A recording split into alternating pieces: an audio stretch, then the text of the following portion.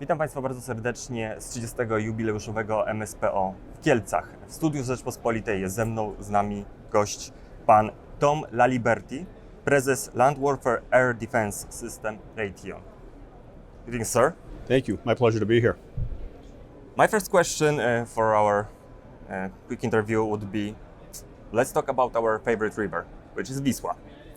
The first phase of the Wisła is almost over, end of the year, beginning of the next year, you are delivering the Polish army what was contracted a few years ago.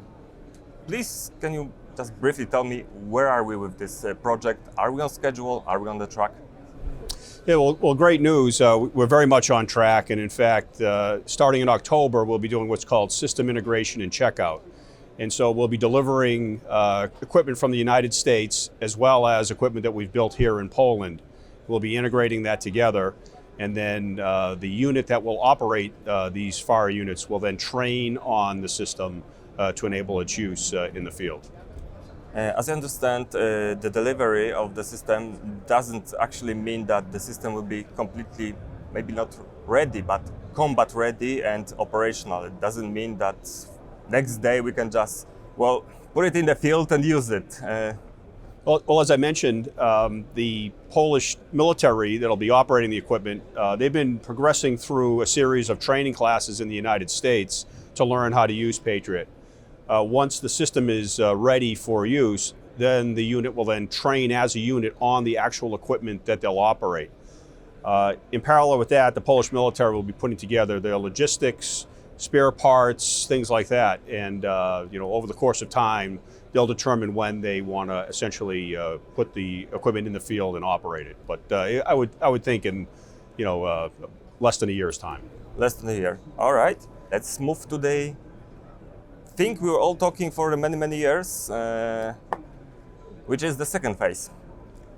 As we said, that was the first phase. Let's talk about the second phase of the Wisła, which officially started with the letter of requests at the end of May this year. The negotiations started.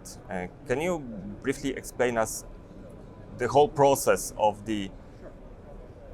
So the government of Poland put together a letter of request, and what the letter of request essentially does is it details what Poland needs in terms of capability, the types of systems that they want, how they want to operate them, the quantities, the time frame that they like to acquire them in.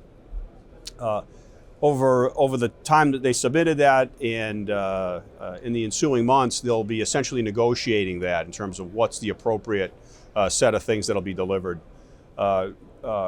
Companies like Raytheon will support the United States government in terms of coming up with a response to that LOR for LOA. And then the LOA will be offered to Poland to essentially accept.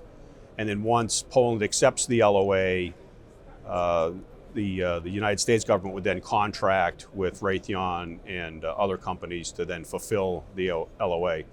In parallel with all of that, we'll be working with Polish industry and the Polish government on an offset negotiation to ensure that we have the appropriate Polish industrial content in the program. And so that'll all probably progress over about the next year, I would suspect. From your perspective and from your experience, can you give us any date when we can expect those agreements? Well, it's kind of it could vary greatly depending upon the timing that the Polish government essentially wants to sign the LOA, and then the time that it takes to get under agreement with the companies. But it could be as fast as a year. It could be as long as a couple of years. It very widely varies. I think in Wisła Phase 1, it was around 18 months, if I recall correctly, from the final LOR for LOA to when the government's actually signed and accepted the LOA. 18 months, this means next year we'll still talk about it. Well, it could be faster than that. So it's really up to the two governments to decide how fast that will go. Okay, so let's move on to the next topic because we don't have an agreement yet. However, we know what Polish military and Polish government wants from the future Patriot system that we are buying in the second phase. One of this is something I would call your hot topic, which is, and I need to use my help here, LTAMDS, lower tier air and missile defense sensor, better known from now, and let's use this name because it's shorter, and Ghost Eye. What can you tell us about it? What is this technology? So the Ghost Eye technology, which the first radar that'll have the Ghost Eye technology is the lower tier air and missile defense sensor with the United States Army. And that is essentially an upgrade or a replacement radar for Patriot, which is the radar that we're delivering as part of Wisła Phase 1.